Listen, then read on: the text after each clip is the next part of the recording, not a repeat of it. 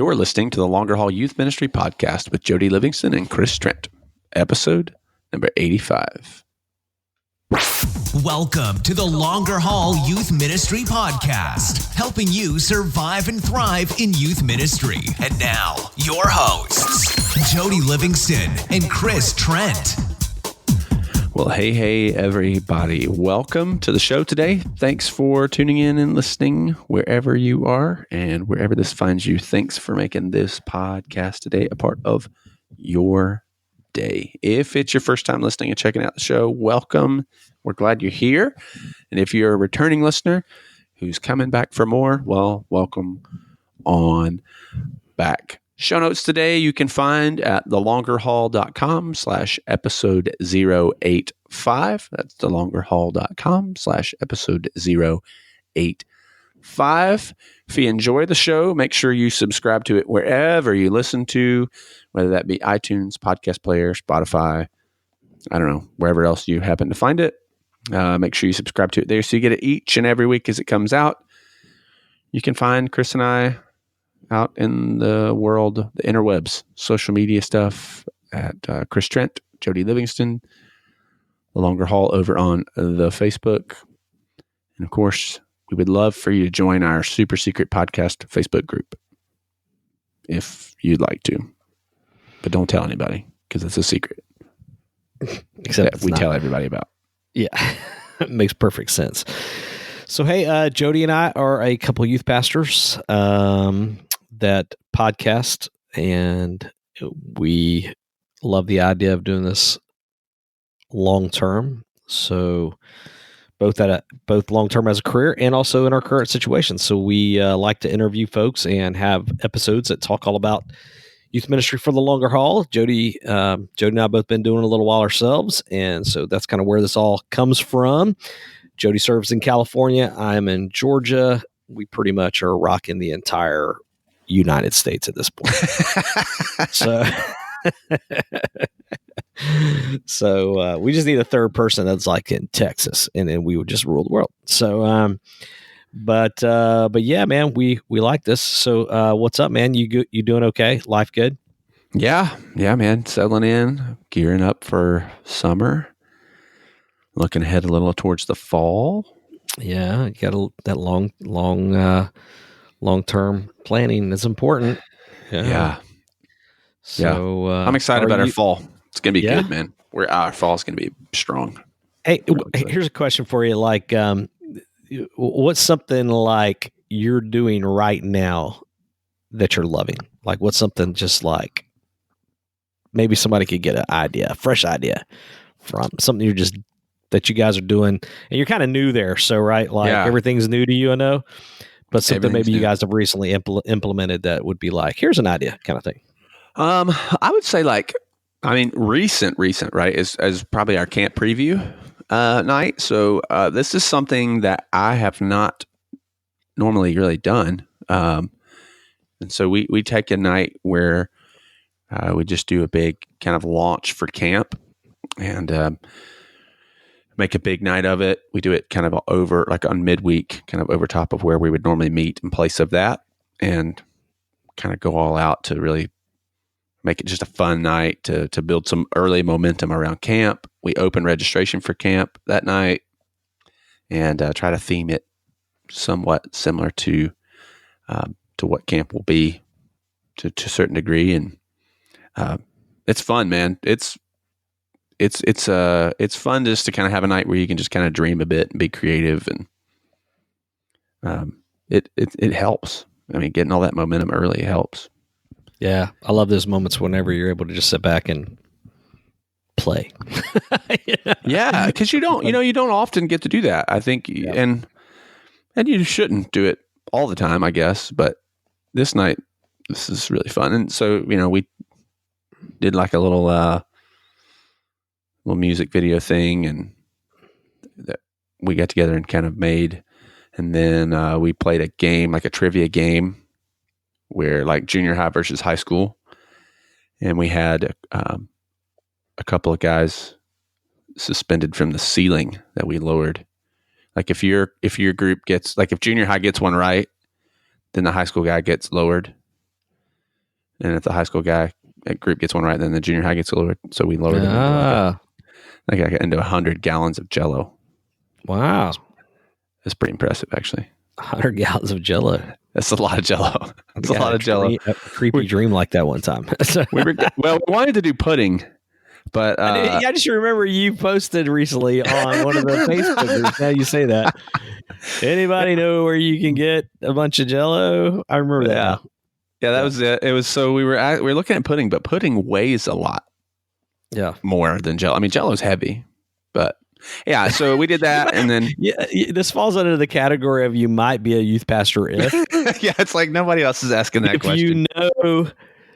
Well, I actually took the time to do a little math on the weight of Jell-O versus pudding, and Jell-O's the much better, way to go. Well, so yeah, it is. Jell-O weighs up this. It was about 800 pounds of Jell-O per box, right? And so that's a lot.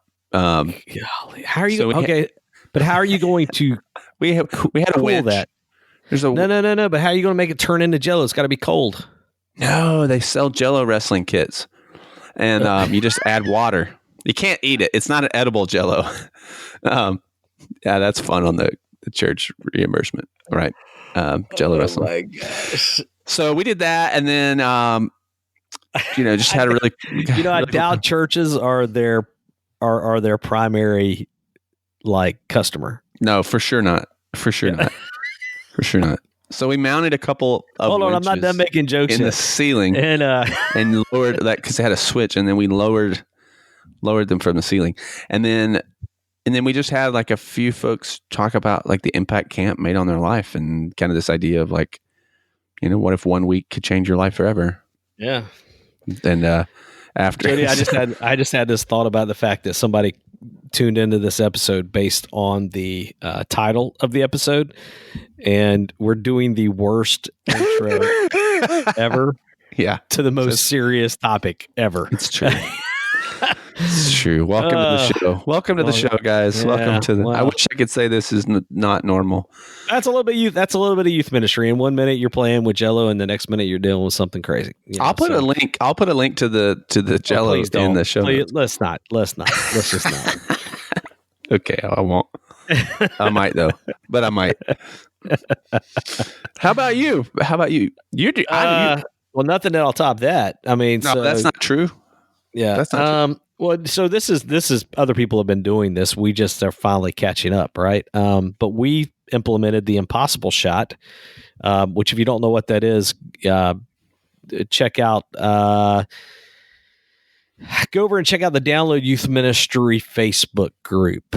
Maybe join that group. It's a good group to join anyway. And just tons of references to this thing if you haven't seen it. But long story short, we did a little thing where hey, if you bring a friend, both you and your friend get to take one shot at the impossible shot. Think of a target, small hole, using a bow and arrow, like a Nerf bow, and actually it's a Zing bow and arrow. Zing.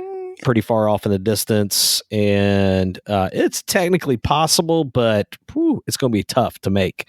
So we said, hey, you both get a shot. If you make it, $100 gift card anywhere you want, and odds are I may give out one a year, maybe.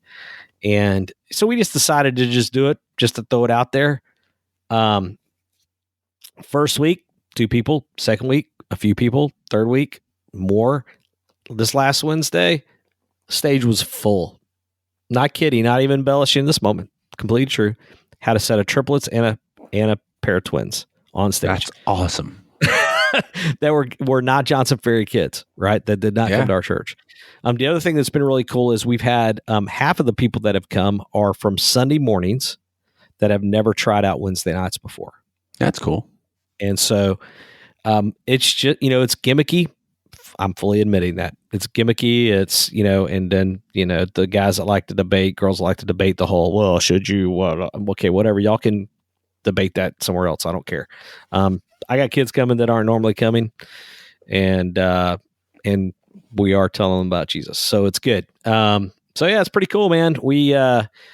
We're liking it a lot, and play impossible shot music in the background. We Jimmy Fallon this thing like you wouldn't believe. You listen a few episodes back to the Jimmy Fallon episode. Yeah. And loving it, man. It's good. So that's what we're doing. So it's good. Yeah, that's fun. We did make our own though, by the way. Like you can.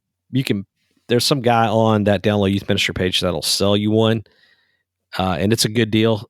He just didn't have one currently, so we just printed our own and had it mounted on like foam core, like at a FedEx printing place or whatever, Yeah. And I saw a picture of it. It's pretty impressive.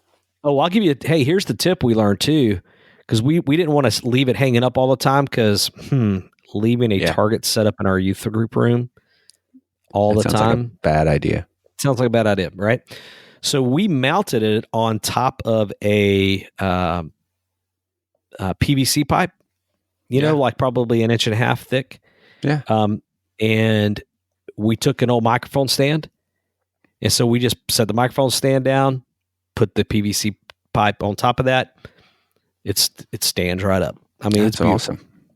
Yep. And so Logan just added some lights. Guy I work with added some of those LED sticky strips to it. And it's getting better and better every week, man. It's crazy. We didn't put a lot into it at first. We were like, we don't want to put too much into it because, like, we also bought an extra set of arrows and another bow just so we'd speed up the process. But anyway, it's fun, man. Just gimmicky but fun. Yeah, cool. It's youth ministry. That's what we do. Well, hey, I'm going to let you make the transition because I have no idea how to make it. Yeah. You have the floor, Jody. You have the floor, Jody. Thank you. Appreciate that. Hey, did we already mention sponsors and everything, by the way? I think so. But we can again. No, if we did, I just want to make sure we did that. I couldn't remember if we did that or not. So, yeah. Okay, good. We didn't on this one. If we didn't, we will now. Check out ym360.com. Yeah. Use the promo code LongerHaul. Save 20%. We may or may not be batch recording today, meaning we're recording a whole bunch of episodes at the same time, getting ahead on some stuff. And technically, just hypothetically speaking, we may forget things. If we may not be remembering if we did or didn't on this episode because we've been sitting here for well over 1.5 hours recording. So YM360, phenomenal. They got everything. If you listen to any of our stuff, you know about these guys. Camp is coming. If you haven't picked out a camp yet, generate camp for real. Yeah, do it. Good. It's awesome. All their resources. Last episode, we talked about DNow, DiscipleNow. We talked about great resources. They've got them at YM360 to do that for curriculum. For sure. Longer haul promo code. Yeah. And then the folks at Georgia Baptist Mission Board, man, they love us and we appreciate them. StudentMinistryNetwork.com. We can't thank them enough for their support. Good times. So indeed. So hey, now let me hear you transition. Yeah, as penance for my Jello sidetrack, we'll transition to what is legitimately a very serious topic, and I think one that most of us are starting to feel, at least deal with. If you haven't yet, there will come a time where you will. Mm-hmm. Dr. Jamie Dew comes back on the show today. He was on back in episode 11, so way back BC, before Chris. When and talking about kind of equipping students to defend their faith. And so we had a really cool opportunity when we were at Conclave to sit down. They had done a pre-conference track kind of thing on kind of suicide, self-harm, depression, that kind of stuff. And so we were able to sit down with him and have him share a little bit of that as well for us here.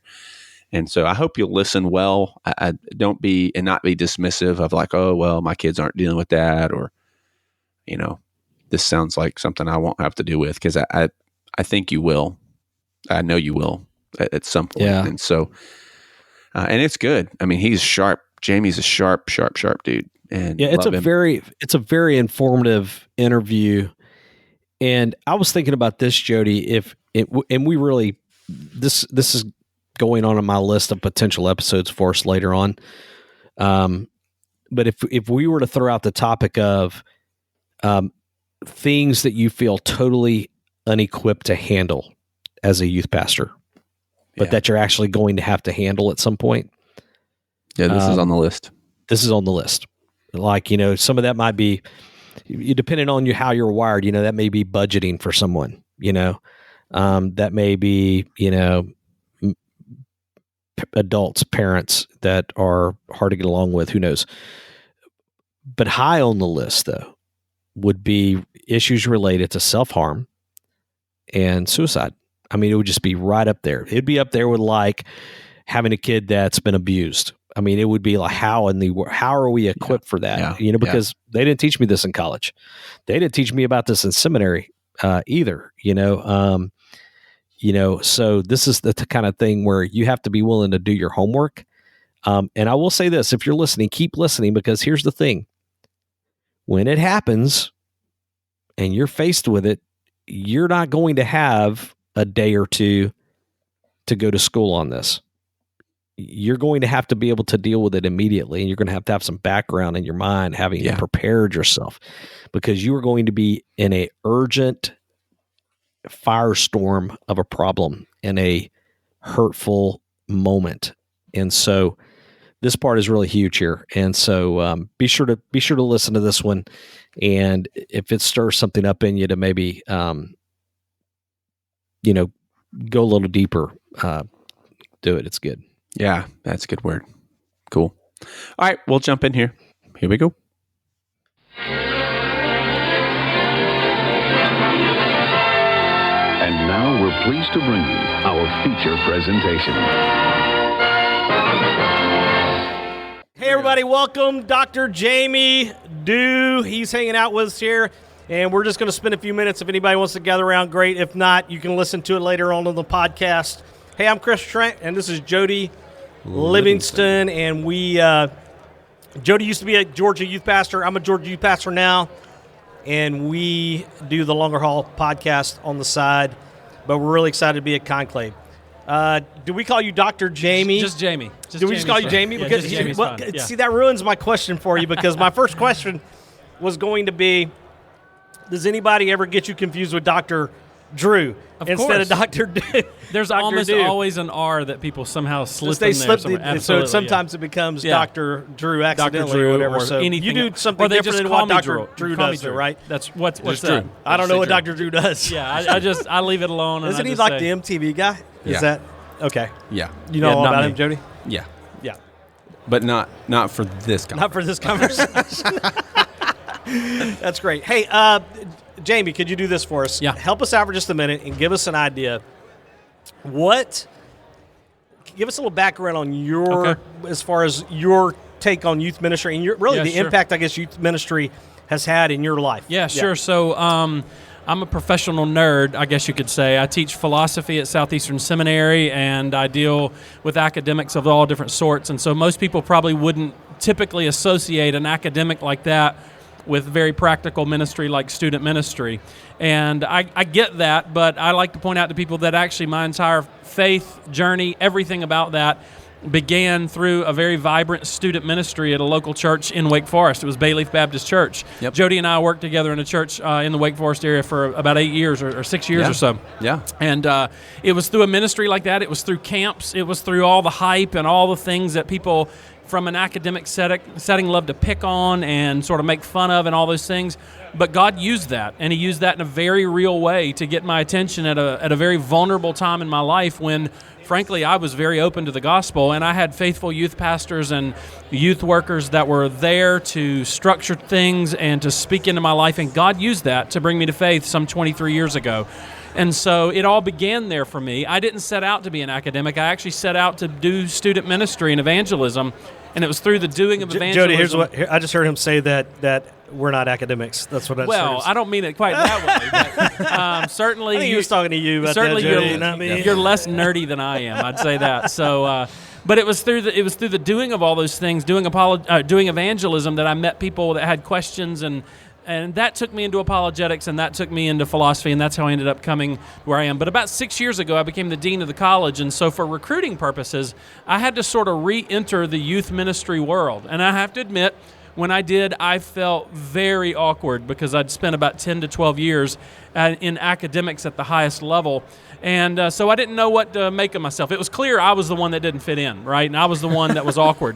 But through those last 6 years, that's not true. God's used that to sort of bring me back down to reality here, and it's been a very, very joyful thing. So I come to these places. I now speak at youth camps and stuff like that all over the Southeast again, and I love that, and I'm grateful to God for it. I believe in this ministry and what these folks are doing very, very deeply. That's awesome. So you came early to Conclave, and there was an early a breakout, like a pre-conference deal that happened Correct. today. Correct. Tell us a little bit about what you guys did, and let's Sure. dig in for just a moment, take advantage of you being here, Okay. and maybe just ask a few questions about what you taught about earlier. Sure. So, yeah, for the last several years, Southeastern, we've done a pre-conference with people that want to come and deal with a very specialized issue that maybe those of us coming out of a seminary context would be a little better equipped to deal with. So we've dealt with all kinds of issues over the years, some apologetic issues, and that's actually how I started as one of the people that was brought in to do it.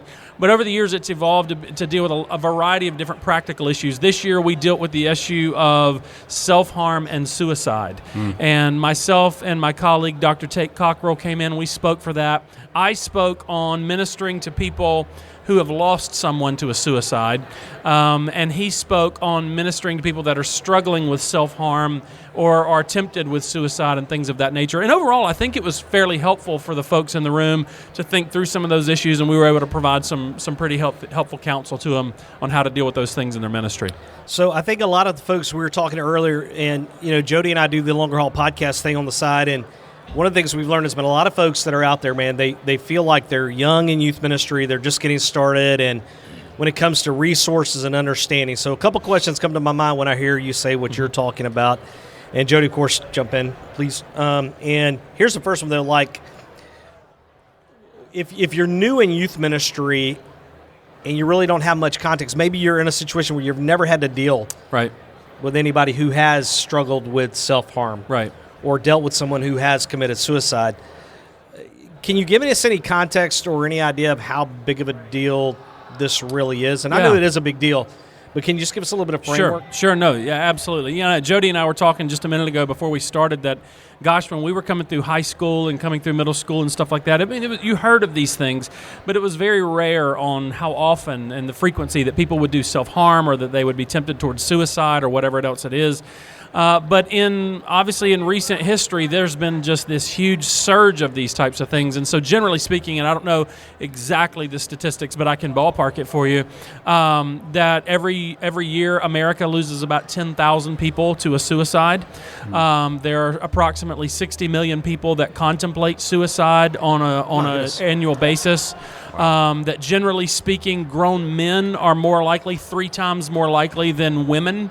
Grown women are going to be, but when you deal with adolescents, it flips upside down, and teenage girls are much more likely and prone to this than teenage boys are. It's also true that the younger somebody starts and the more frequently they do it, the harder and more difficult it will be to get them to stop doing things of self-harm, whether that's cutting or drinking cleaning fluids or things of that nature, dipping your hands in bleach and all of those types of things. The younger they start and the more frequently they do it, the harder and more difficult it's going to be to shake them from that. And so that's generally speaking, pretty safe to say in recent history, there's just been this massive surge of this.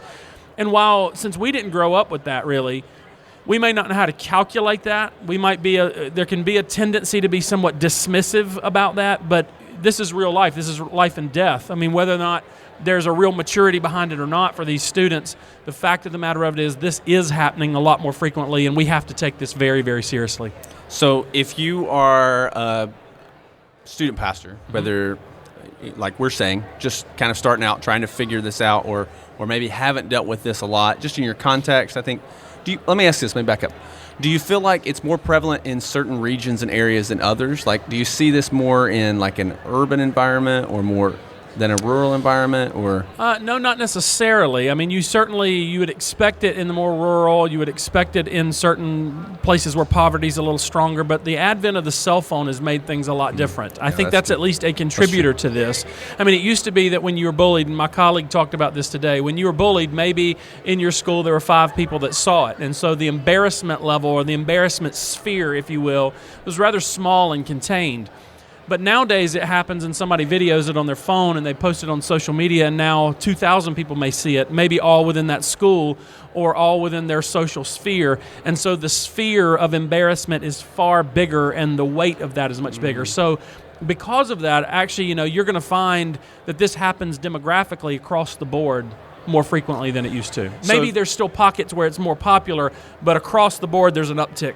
Everywhere. So if you're dealing with this for the first time, you've got a student that comes to you and says, hey, or another student, like I think what happens a lot of times is a student comes and says, hey, I saw this other student Right. doing this. Right. Like, maybe walk us through some steps. Sure. Here. Like, where do you start? At what point do you bring somebody in, or pass them off, or Yeah, generally speaking, I mean, so there's a number of fears that we have that I think cause us to engage this sort of partially or very in a very lax way. We might be afraid, for example, that if a student comes to you and lets you in on something, that if you let the parent know, you're actually going to make it worse because part of the tension and the difficulty that the student's dealing with comes from the parent. So there's a tendency to maybe not to let the parent in. There's also a tendency, well, I don't want anybody to know, so don't call the police or something like that. So there are factors at play. There's social factors, if you think about it, that can cause you to really not take certain things serious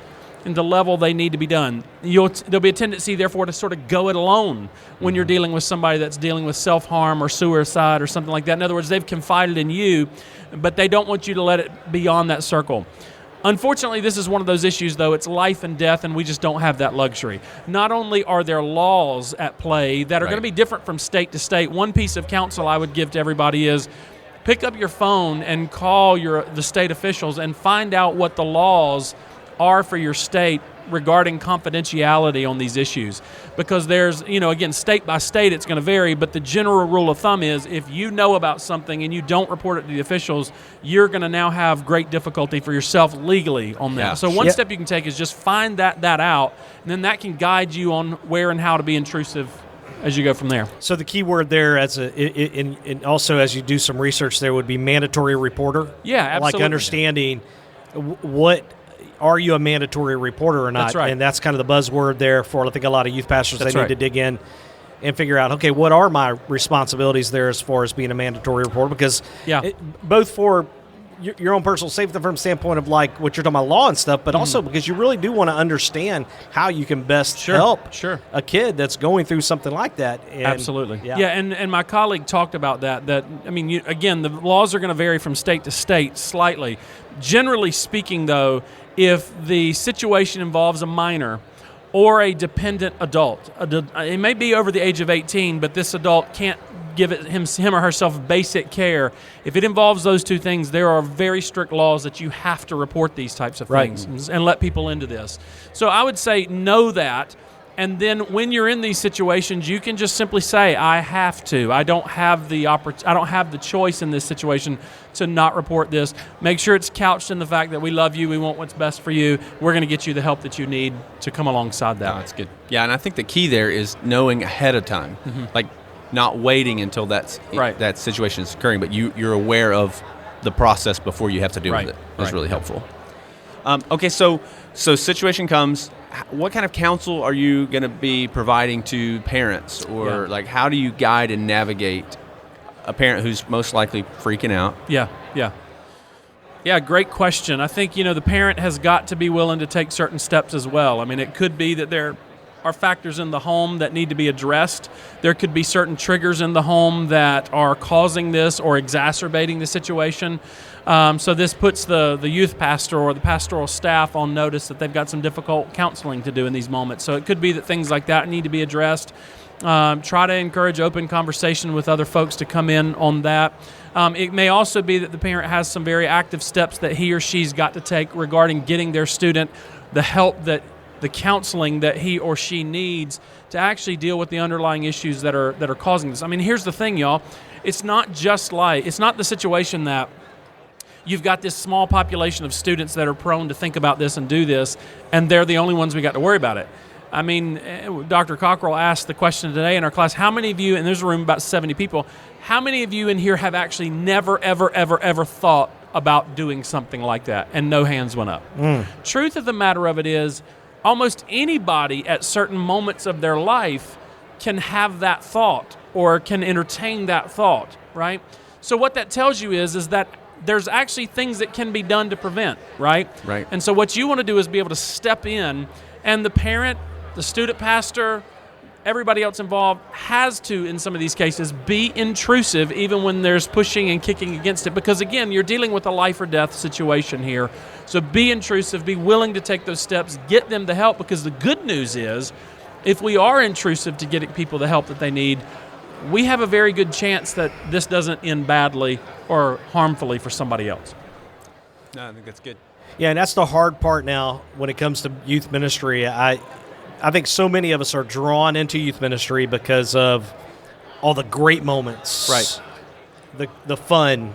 Yeah. The opportunity to disciple a student or lead a student to Christ. Mm-hmm. And I think so many of us, that once we jump in, we start to realize, oh, man, there's some really big issues at times I have to deal with also. That's right. There's some gnarly issues. Some that are gonna big be on time your front things. door. And that's where we really have to just become experts at trying to figure out, Yeah. not literally experts, but we have to be experts at going after a solution and trying to help, Yeah. in those moments. So that's good stuff, man. Yep. Awesome. Yep. Hey, do you want to take a moment and we're going to wrap things up because we're trying to keep these short, Okay. because we're Yep. standing literally in an exhibit hall right here. That's all great stuff, but do you want to take a moment to tell everybody who you work for and any kind of a plug there for yourself as far as like what you guys offer there at the school? Absolutely. Thank you for doing Yeah. that. I'm the dean of the college at Southeastern Seminary, Southeastern Baptist Theological Seminary in Wake Forest, North Carolina. We are passionate about what we're doing there. We have a great time. We're not too serious about ourselves or anything else like that, but I'll leave you with the mission statement of the college. We are equipping students to give their life for the cause of Christ in the church, among the nations, and in every aspect of society. So to unpack that very quickly, I want to be very clear. We're not for everybody. We're really not. And I'm not just saying that. There are so many wonderful, fantastic colleges and universities in this country. Go to one of them. But if you are that guy or that girl whose heart is beating to serve Jesus Christ in some way, that's what we do. And that's the student that I want. I want the student, the guy or girl, whose heart is beating to give their life for the cause of Christ. And where do we see them doing it? In the church. So we train pastors, we train student pastors, we train worship leaders. In the church, among the nations, everything we do comes back to the Great Commission at Southeastern in some way, shape, form, or fashion. And then last of all, in every aspect of society, and this is the one that maybe people wouldn't think of it, but here's the idea, that if we really are going to fulfill the Great Commission, it will take not only the pastors and the youth pastors and the missionaries, it's going to take lawyers, it's going to take school teachers, it's going to take businessmen and women, it will take the entire body of Christ per Paul's vision of the church in 1 Corinthians chapter 12, the eye, the ear, the hand. It will take the whole body of Christ, infiltrating culture, leveraging their life for the cause of Christ, and spending it there. And we are passionate about training that generation. So if that's what you want to do, come check us out. Jody, you should go back to school, bruh. That's Yeah. what I think. That's what you should do. I'll sign you up. My wife just laughed at that joke. Yes. Yeah. So, Jamie, thanks for coming on, man. Absolutely. We had love Thanks, having you, Jamie. man. Awesome. Appreciate it. All right, Appreciate it. take care. Boom. Yeah, man, that's some serious stuff there for sure, but important, and I mean, we've dealt with this just recently in our own ministry here, and man, it is It comes at you fast, and I think that's even to what you were saying before the interview. Like you're not going to have time to figure it out then, and so having a plan and at least somewhat knowledgeable of it is good. So I'm super grateful for him taking the time to do that and to share. I think it's one of those things that we wish we didn't have to talk about on a show like this, but certainly is important for us to do so. Yeah. I mean, it is, and it can't be all impossible shot in Jello. I mean, it has to be. The real part about youth ministry is dealing with kids that are hurting, and make no mistake that the impact of technology and cell phones and communication, the easily access to all that type of stuff, it really is impacting these type of things. And the battle that we're in is stronger than it's ever been, for the lives of teenagers. So yeah. Yeah. It's big. Well, make sure you head over also to the YM360. Check out the stuff there we mentioned earlier for you as far as resources go for things coming up. So YM360.com, use that promo code Longer Haul and save 20% there. And make sure you subscribe where you are. We'll put links and stuff in the show notes page, thelongerhaul.com/episode 085. And I think that's it for today. Good times. Yep. We'll see you guys in the next episode. Later. All righty. Thank you. Thanks for listening to the Longer Haul Youth Ministry Podcast at www.thelongerhaul.com.